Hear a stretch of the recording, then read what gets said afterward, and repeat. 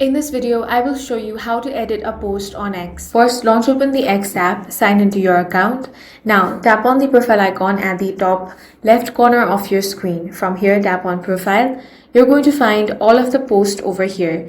Go ahead and select the post that you want to edit. Here, tap on these three dots. Now, find the option of edit edit. As you can see, there is the option of edit with premium. Select that.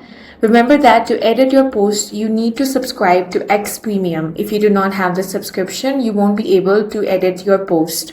Also remember that editing is only available for limited time after publishing. So if you do not have the X Premium, go ahead and tap on the upgrade option, follow the on-screen prompts and complete your payment in order to purchase X Premium. Once that is done, go ahead and edit your post.